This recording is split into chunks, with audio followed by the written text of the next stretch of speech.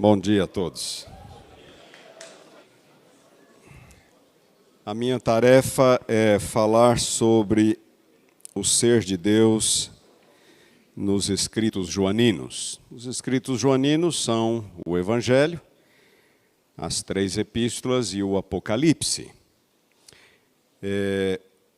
Do ponto de vista hermenêutico, quando se fala em teologia joanina, o Apocalipse costuma ser deixado de lado, não porque ele não seja joanino, mas pela natureza do livro ser completamente distinta, tanto das cartas quanto do Evangelho.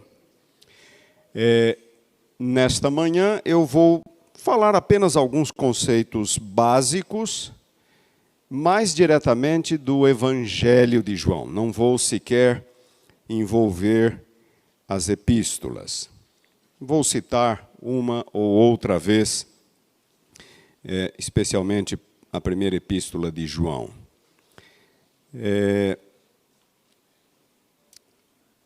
Um ex-professor da Universidade de Yale, no Novo Testamento, muito conhecido nos círculos acadêmicos, Niels Dahl, ele escreveu, umas 3 décadas atrás, um artigo intitulado O Fator Negligenciado na Teologia do Novo Testamento.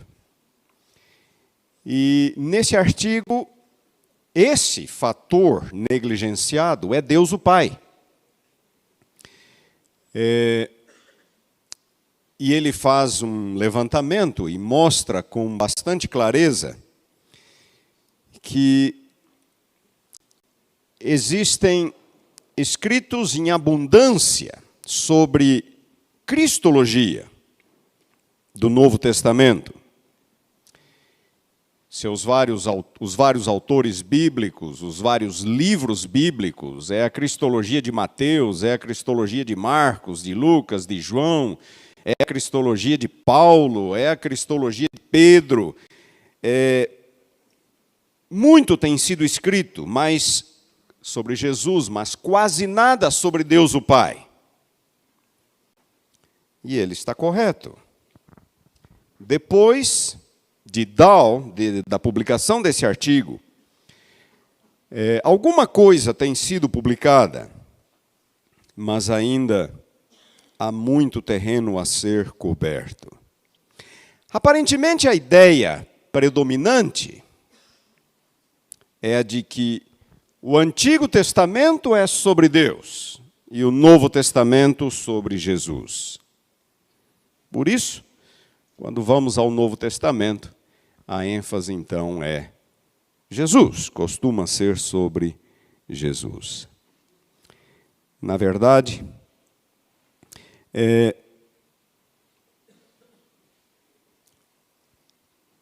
não há muita coisa nova sobre Deus no Novo Testamento. Isso é um fato.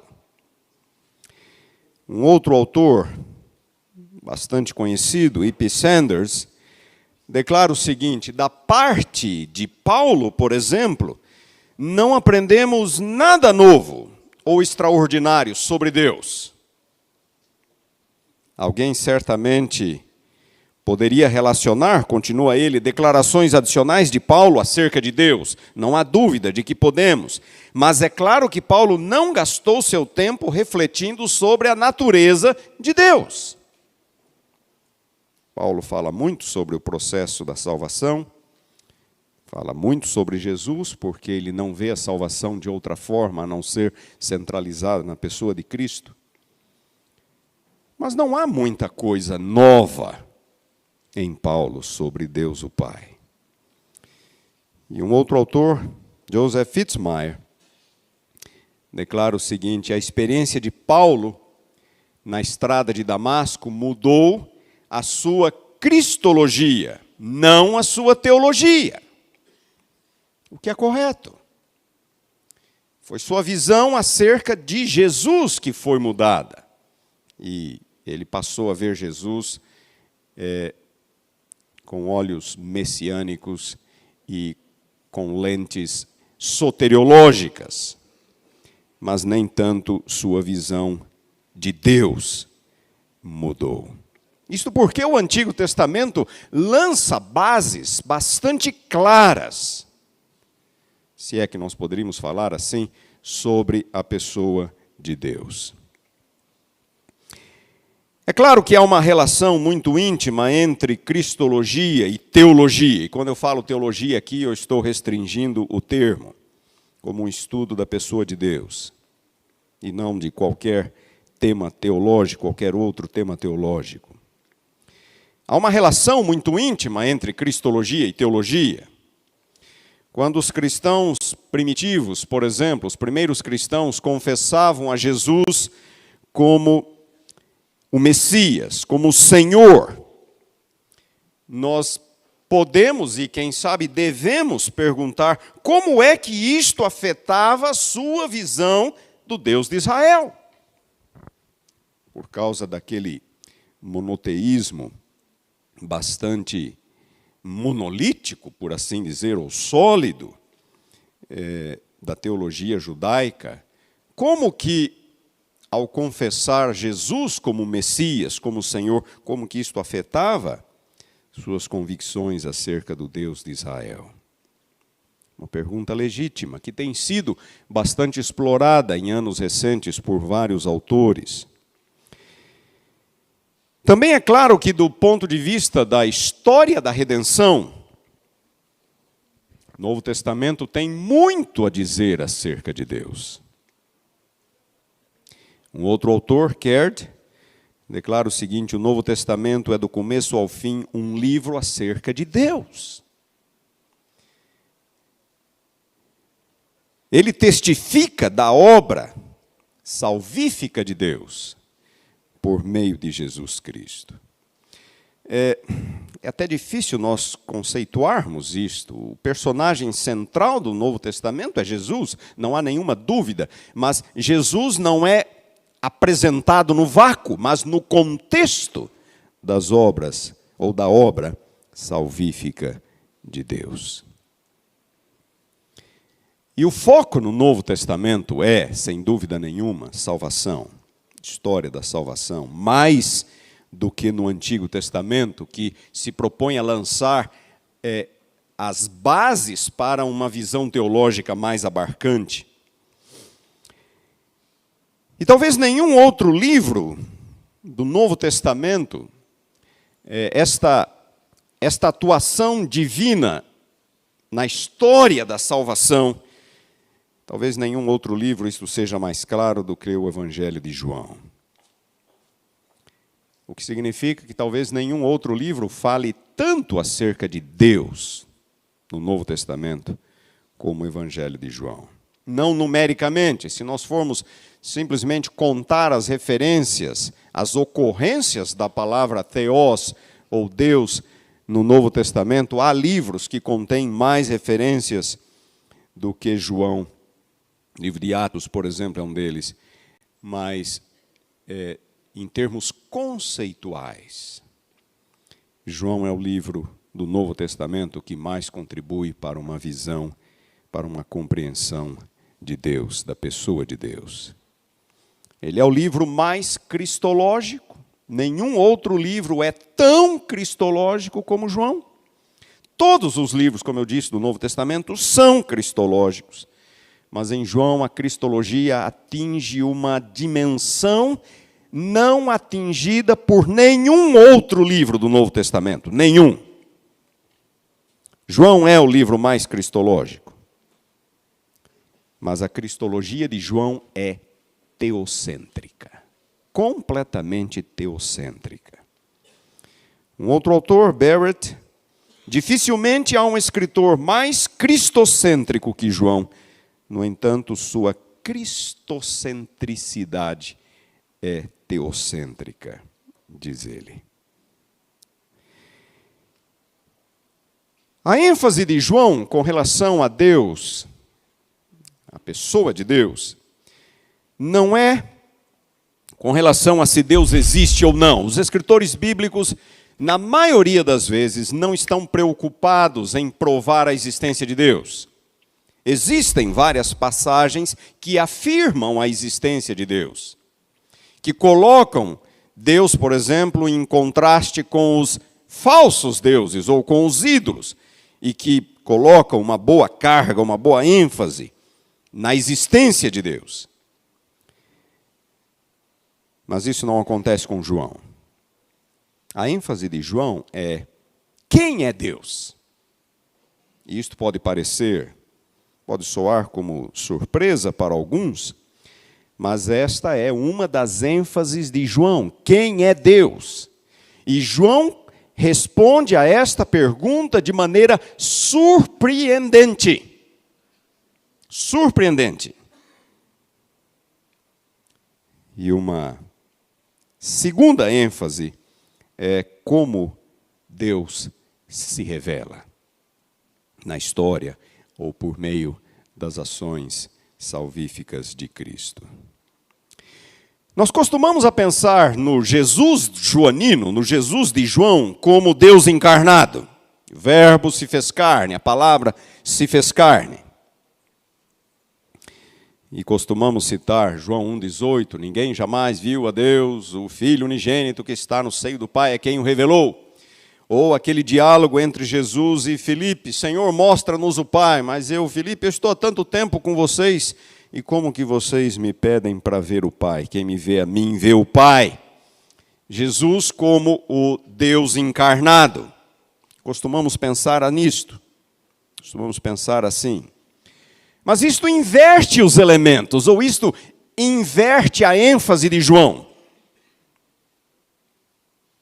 A questão para João não é tanto se Jesus é Deus encarnado. A ênfase de João é se Deus é quem nós pensamos que Ele é. E para alguns de vocês, especialmente aqueles que ainda não tiveram a classe de João comigo, é possível que vocês vão aprender hoje que Deus não é quem nós pensamos que Ele é. E a segunda ênfase, uma ênfase correlata de João é o que Jesus revela sobre Deus e como Ele o faz. Vamos a essas duas questões. A primeira delas, é Deus realmente quem nós pensamos que Ele é? Antes de mais nada, é importante compreender que o termo Deus, ou Theos, em grego, não é um nome próprio. O termo Deus é apenas um predicado, um atributo, nada mais do que isto. Nesse ponto, o termo Theos, no Novo Testamento, é equivalente a Elohim, no Antigo Testamento, apenas um atributo. Por si só, o termo não esclarece quem é o referente, a quem ele se refere. Em outras palavras, não é porque o termo é Deus que o referente é automaticamente ou unicamente Deus o Pai. Entenderam, não é? O termo não diz quem é o referente. O termo Deus é apenas um predicado. É como se a expressão fosse o ser divino. Deus, a palavra Theos, é apenas um atributo.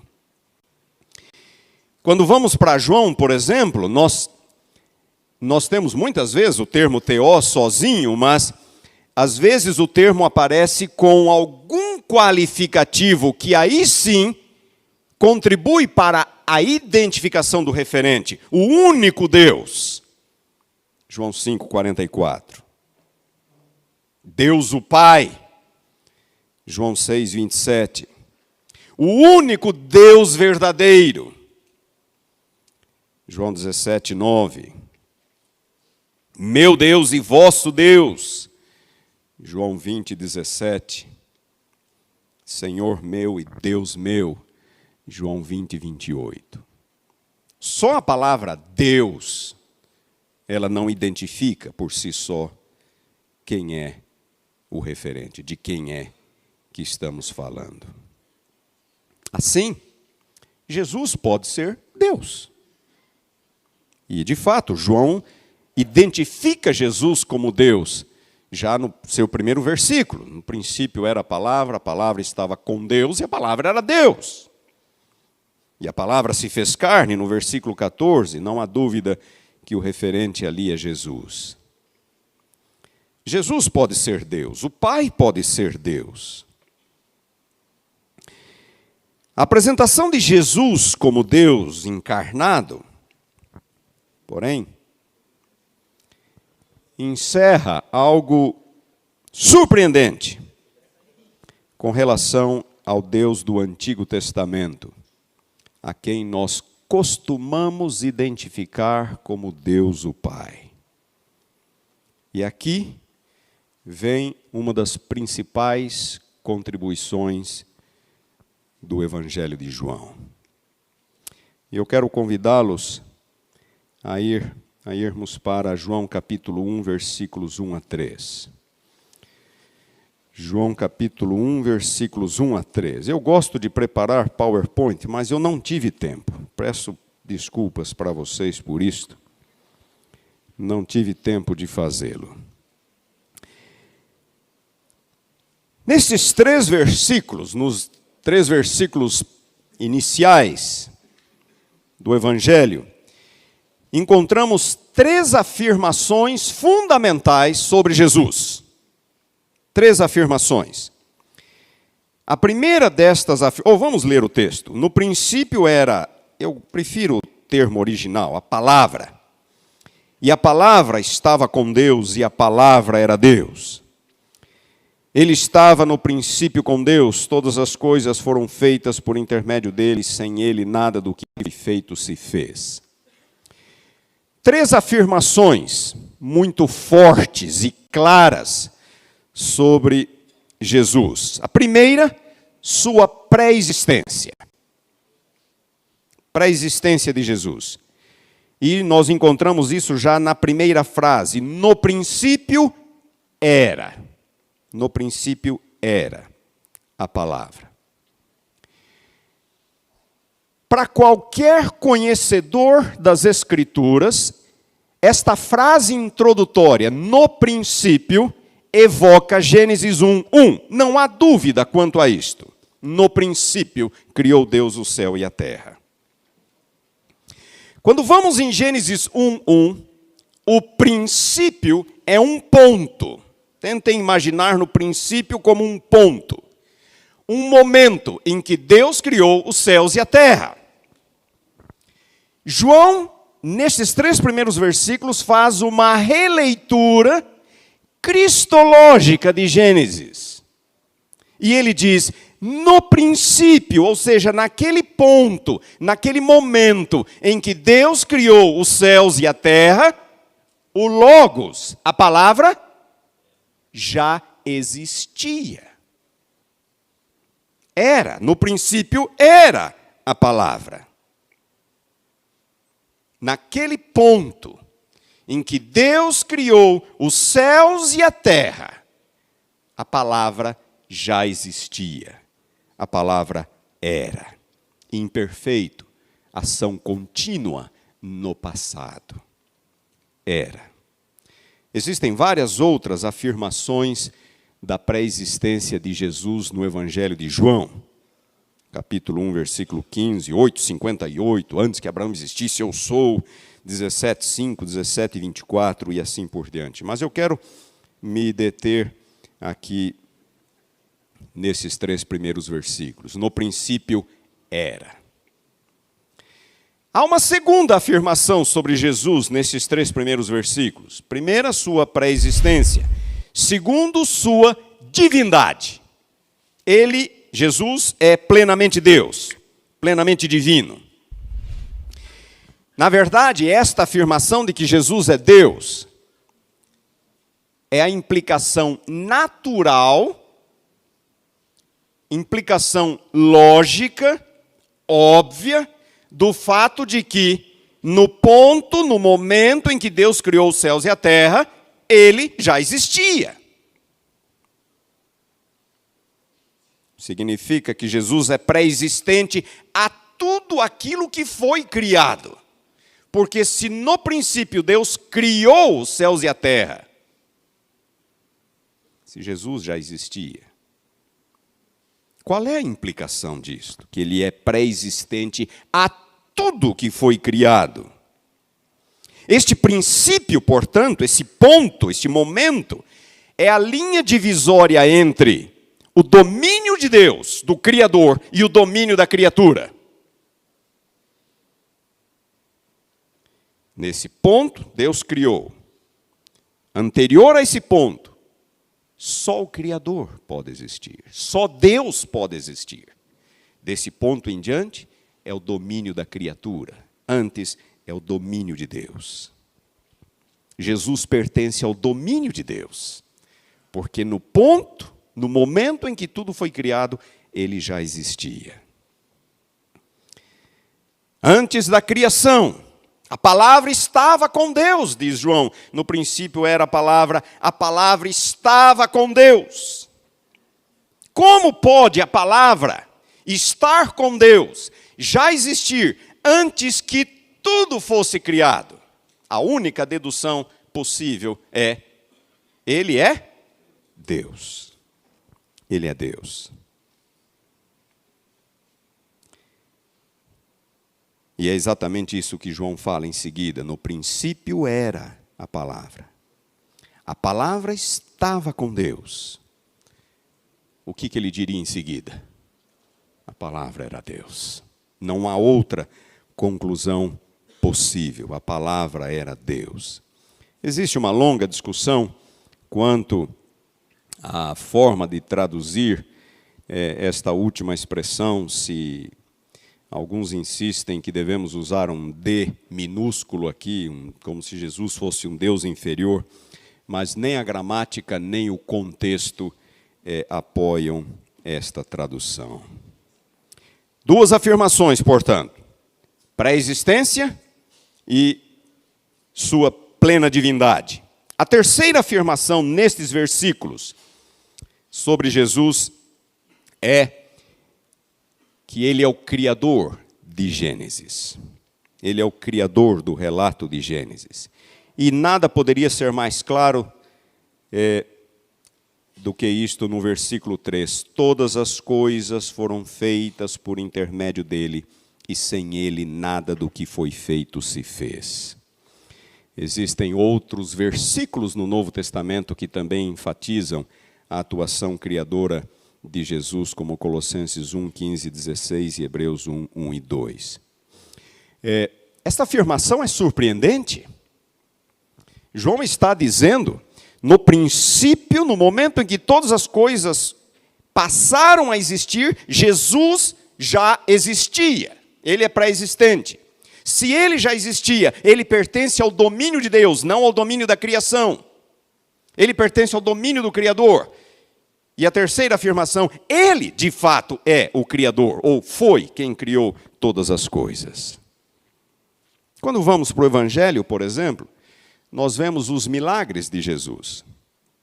Interessante notar que existem duas categorias de milagres operadas por Jesus. Existem os milagres de cura, e nos milagres de cura nós incluiríamos a expulsão de demônios, por exemplo.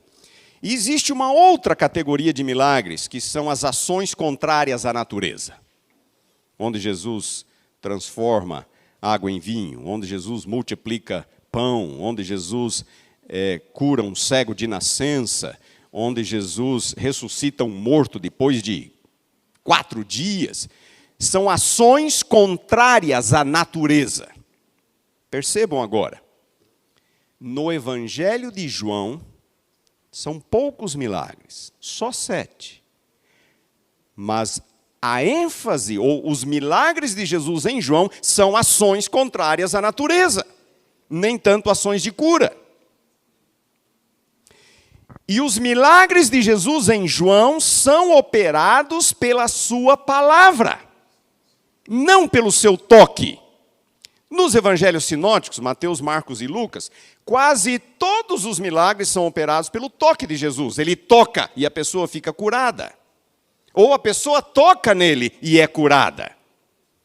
No evangelho de João, é pelo poder da sua palavra. Encham as talhas, agora tirem e levem ao mestre-sala. Vai, o teu filho vive. Lázaro, sai para fora. Vai, lava-te no tanque de Siloé. Lancem a rede. Poder criador.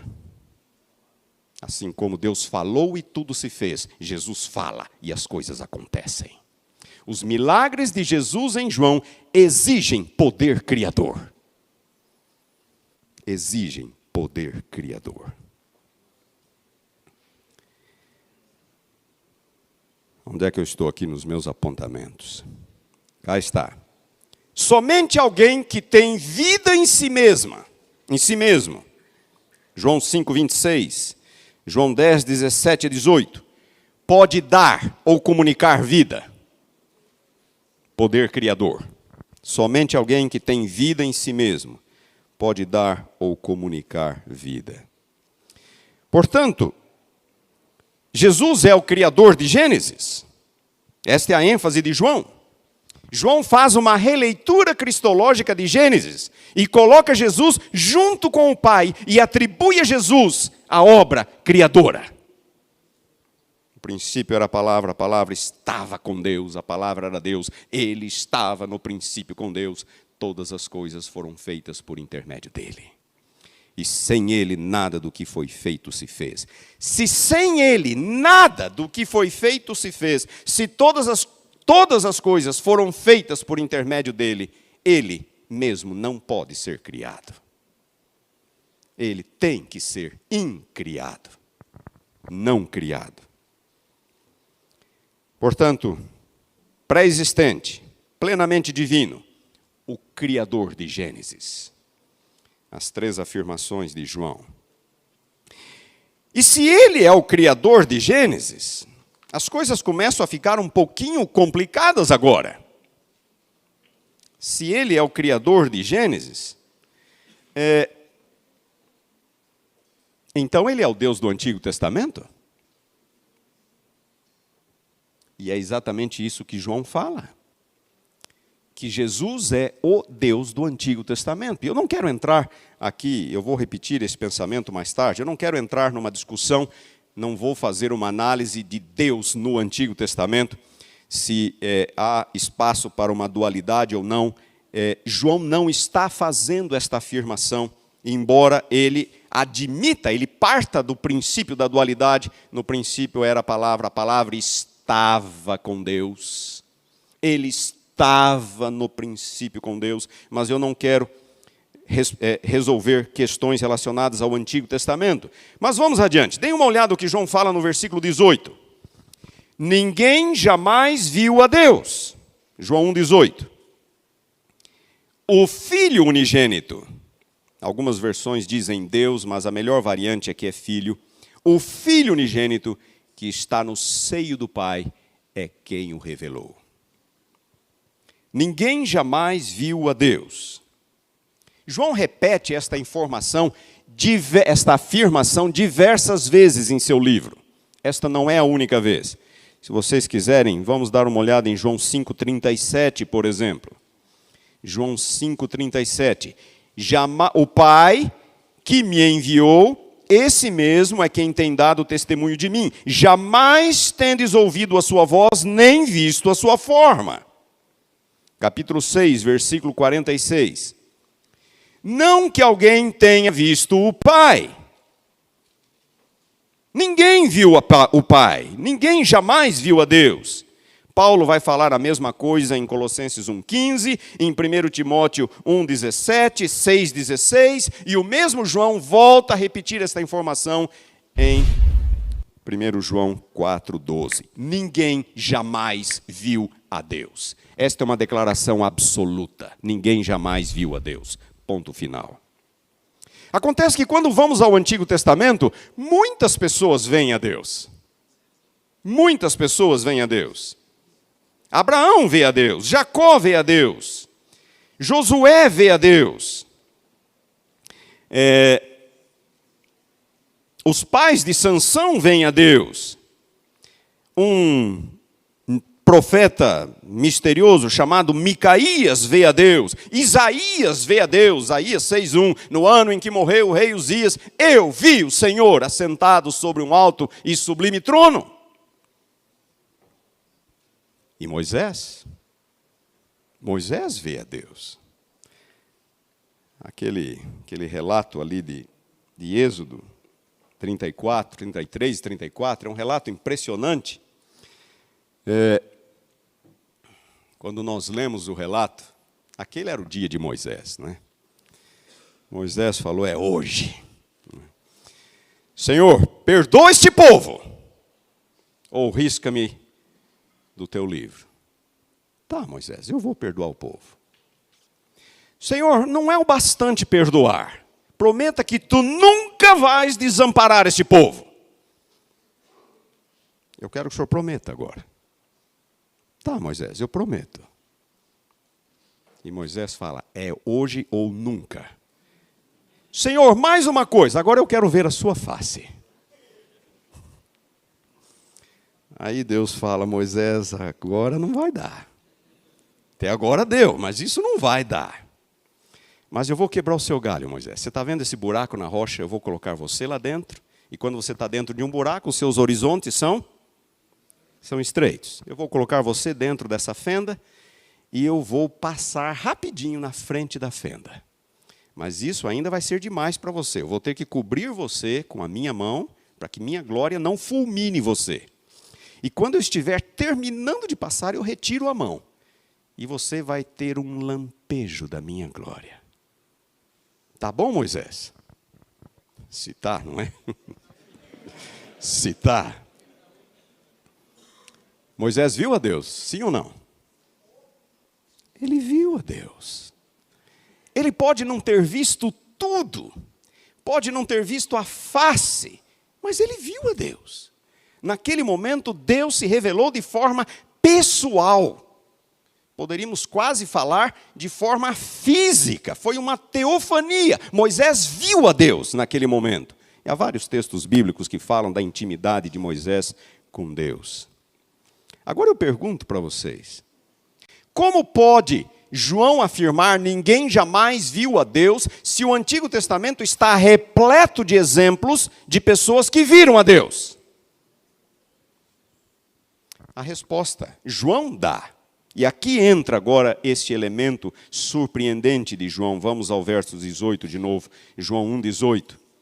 Ele diz, ninguém jamais viu a Deus. O Filho unigênito que está no seio do Pai é quem o revelou. Os autores costumam ler esta passagem como se a primeira parte, ninguém jamais viu a Deus, se referisse ao Antigo Testamento e a segunda parte se referisse ao Novo Testamento.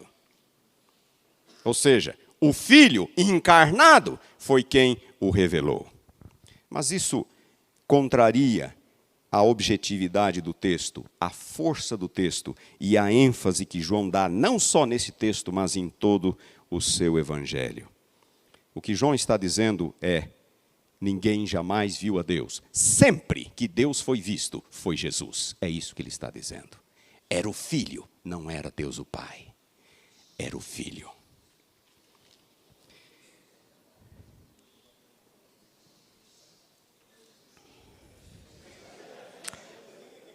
João capítulo 8, versículo 56, para os céticos, para os incrédulos. João 8, 56. Abraão, vosso pai, alegrou-se por ver o meu dia, disse Jesus, viu-o e regozijou-se. Seja qual for o significado desse texto, Jesus foi o objeto da visão de Abraão, não foi Deus o Pai. Outra passagem, capítulo 12, versículo 41. João capítulo 12, versículo 41. Isto disse Isaías, porque viu a glória dele, Jesus, e falou a seu respeito. Jesus. Quem Isaías viu assentado sobre um alto e sublime trono foi Jesus. Não foi o Pai. Em outras palavras, Deus nunca foi visto. Ele sempre se revelou pelo Filho. Sempre. E é por isso que Jesus fala, vós examinais as Escrituras, porque elas testificam de mim. Ele está falando das Escrituras do Antigo Testamento, e ele está falando aos judeus, vocês examinam as Escrituras e nunca me viram lá, elas testificam de mim, do começo ao fim. O assunto não é profecias messiânicas, o assunto é a presença real de Jesus no Antigo Testamento, como o revelador do Pai. Isto é surpreendente, isto é revolucionário. Então a pergunta é, quem é Jesus? Quem é Jesus? Ora, Jesus é o Deus do Antigo Testamento, Jesus é o eu sou. E qual é uma das expressões favoritas de Jesus no Evangelho de João? Eu sou. Eu sou. Antes que Abraão existisse, eu sou. Várias vezes Jesus usa essa expressão no sentido absoluto, sem nenhum complemento. Este é o ponto mais elevado da cristologia do Novo Testamento. Nós encontramos outras passagens que falam da divindade de Jesus. Mas nenhum escritor é tão claro e objetivo ao dizer que Jesus é o Yahweh do Antigo Testamento. Jesus é o Jeová do Antigo Testamento. E para um grupo especial de incrédulos, eu tenho uma citação de Ellen White aqui. Patriarcas e Profetas 366. Aqueles que não acreditam em nada se não leem no espírito de profecia. Abro aspas. Em Patriarcas e Profetas 366. Em todas as revelações da presença divina. Notem, em todas as revelações da presença divina, a glória de Deus se manifestava por meio de Cristo.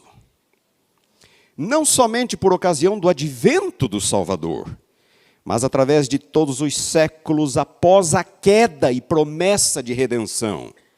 Deus estava em Cristo, diz ela, reconciliando consigo o mundo. Desde o pecado de nossos primeiros pais, não tem havido comunicação direta entre Deus e o homem. Toda a comunicação entre o céu e a raça decaída tem sido por meio de Cristo, diz ela. E aí ela diz, foi o Filho de Deus que fez a nossos primeiros pais a promessa de redenção. Foi ele que se revelou aos patriarcas. Adão, Noé, Abraão, Isaque, Jacó, Moisés entretinham comunhão com o Salvador. E alguns falaram com Cristo e com os anjos celestiais face a face. Cristo não somente foi o guia dos hebreus no deserto, mas foi da glória do Sinai. Cristo declarou aos ouvidos de todo o povo os 10 preceitos da lei de seu Pai. Foi ele que deu a Moisés a lei gravada em tábuas de pedra. Patriarca 366. Senhores, isto significa que o Deus do Antigo Testamento não é quem nós costumamos pensar que é. Deus do Antigo Testamento não é Deus o Pai. E eu repito, eu não quero entrar nessa discussão se há espaço ali ou não, se todas as ou se nenhuma das referências se refere a Deus o Pai, porque eu já disse, o termo Elohim é mais um predicado, não é um nome. Mas o que João está afirmando é que o Deus do Antigo Testamento é Jesus. Jesus é o grande eu sou. Isso agora nos coloca diante de uma realidade, o de que nós sabemos bem menos acerca de Deus o Pai do que nós imaginávamos. Porque nós imaginávamos estar lendo sobre Deus o Pai, quando na verdade é sobre o Filho. Isso é um fato. Porque nós vivemos numa realidade de pecado. E é Cristo quem revela o Pai. É Cristo quem revela o Pai. Mas o Evangelho de João muito nos ajuda a compreender, a termos uma visão de Deus, a entender um pouco mais sobre Deus. Como eu disse, nenhum outro livro do Novo Testamento talvez contribua mais para uma compreensão de Deus o Pai do que o Evangelho de João. Com sua clara distinção entre Jesus e o Pai, João é o livro que mais contribui para esta visão. O que, quem é e o que ele, Jesus, revela acerca de Deus o Pai. E aqui nós entramos no segundo ponto e ponto final da minha apresentação, e eu quero ser bem rápido aqui porque meu tempo está se acabando. Ponto número 2, portanto, o que Jesus revela sobre Deus e como ele o faz. E eu estou falando do Evangelho de João. O que ele, Jesus, revela sobre Deus e como ele o faz. Nós temos vários atributos de Jesus, de Deus, que são Deus o Pai, que são revelados por Jesus, ou no Evangelho de João. E todos estes atributos estão voltados para o contexto da salvação. Todos eles. Por exemplo, Deus é justo. E eu estava conversando com o professor Mille, eu não saberia dizer qual atributo seria mais fundamental, se é que há um mais fundamental do que o outro, se Deus é justo ou se Deus é amor. Mas eu vou começar por Deus é justo, a justiça de Deus. Esta é uma das principais ênfases das Escrituras como um todo, e está presente em João 17, 25. Deus é justo. O Pai justo, Ele é fiel e justo, 1 João 1, 9. Jesus disse, o meu juízo é justo, porque Ele é Deus. A justiça de Deus, portanto, implica num universo regido por leis morais. O que significa que Deus tem o direito de julgar. Se Ele é justo, Ele tem o direito de julgar. Embora em João nós aprendemos que não é Ele propriamente que julga, mas é o Filho. E todas as suas criaturas terão que arcar com a responsabilidade final de suas escolhas, porque vivemos num universo moral, regido por princípios morais, porque nosso Deus é justo. A segunda afirmação sobre Deus que nós encontramos em João é Deus é amor, Pai é amor. E esse como eu disse, é difícil escolher um dos dois. Talvez ambas sejam as descrições, ou ambos os conceitos sejam os mais fundamentais acerca de Deus. No Evangelho de João, nós não temos uma frase tão direta como a de 1 João 4,8, Deus é amor. Mas o conceito está bastante claro ali. Jesus fala do amor do Pai, no qual ele permanecia, João 15:10. Como o Pai me amou, João 15:9. O Pai ama o Filho, João 3:35, 5:20. O Pai me ama, diz ele. Porque tu me amaste, fala Jesus ao Pai, para que o amor com que me amaste esteja neles. Deus ama Jesus. Mas não apenas Jesus é o objeto do amor do Pai, o mundo também, porque Deus amou o mundo de tal maneira que deu. João 3,16. A compreensão de que Deus é justo e ao mesmo tempo um Deus de amor fornece a estrutura necessária para que compreendamos as ações divinas na história. Nunca percam de vista nenhum desses dois pilares ao analisar as ações de Deus na história. Deus é justo e é amor ao mesmo tempo. Nenhuma divindade de feitio humano combina esses dois atributos, ou o faz de modo tão perfeito e harmônico como o Deus bíblico. E talvez seja nesse contexto do amor que nós introduzimos o conceito da paternidade de Deus, né? Em português fica meio estranha, paternidade. Em inglês é melhor, the fatherhood of God, fatherhood de Deus. Pai. Né? Esse privilégio de chamar a Deus de Pai. Há uma carga emocional muito forte, há a presença do amor envolvida nesta relação. E João chama Deus de Pai 120 vezes. 120 vezes. Outro atributo, Deus salva. E esse salva no Evangelho de João é Deus pode dar a vida eterna, ou poderíamos, talvez teologicamente mais precisamente, de modo teológico mais preciso, dizer Deus devolve, não é? Deus concede a vida eterna aos pecadores. Deus amou o mundo de tal maneira que deu seu Filho único para que todo aquele que nele crê não pereça, mas tenha vida eterna. Deus concede a vida eterna. Deus enviou o seu Filho ao mundo, não para que julgasse o mundo. João 3,17, mas para que o mundo fosse salvo por ele. Salvação no Evangelho de João é concessão da vida eterna. 4. Salvação de Deus se manifestou por meio de seu Filho. Deus é justo, Ele ama, Ele salva e o faz por meio do Filho. Jesus é o Salvador do mundo, João 4,42.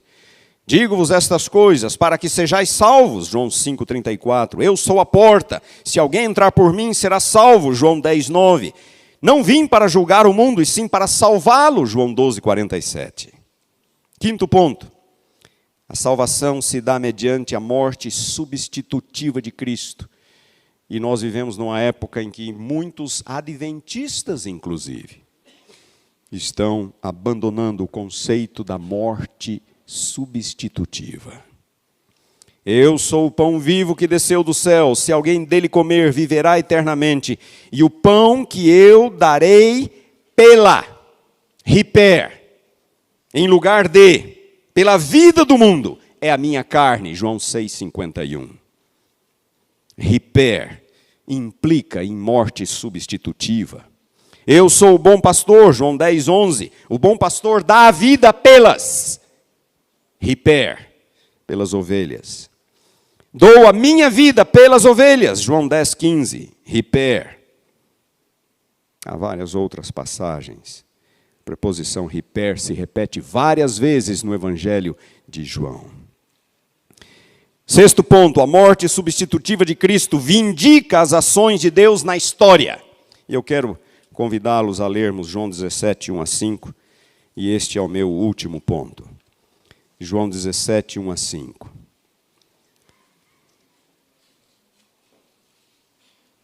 Tendo Jesus falado estas coisas, levantou os olhos ao céu e disse: Pai, é chegada a hora, glorifica teu Filho, para que o Filho te glorifique a ti.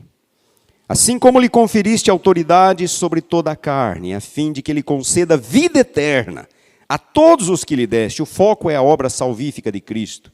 E a vida eterna é esta, que te conheço a ti, o único Deus verdadeiro, e a Jesus Cristo, a quem enviaste. Eu te glorifiquei na terra, consumando a obra que me confiaste para fazer. Jesus está falando isso horas antes da sua morte. E ele já assume a sua morte como certa.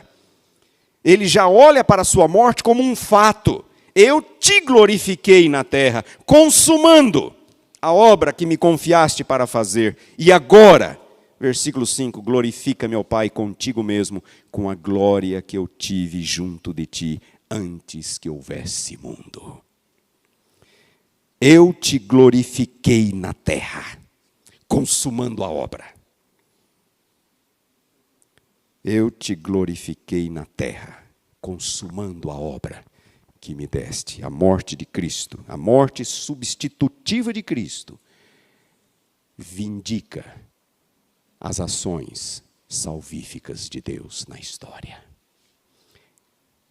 E é isso que João apresenta sobre Deus o Pai. E há mais, eu apenas selecionei algumas coisas. Temos que olhar para o Antigo Testamento de uma forma mais cristológica do que temos feito. É a ênfase de João. Mas então, sabemos pouco acerca de Deus o Pai. Sabemos talvez um pouco menos do que imaginávamos. Mas João, o mesmo João, que faz uma releitura cristológica do Antigo Testamento, abre um pouco as cortinas desta barreira que nos separam de Deus e nos descreve muitas coisas preciosas acerca de Deus o Pai. E as duas mais fundamentais são: Deus é justo e Ele nos ama.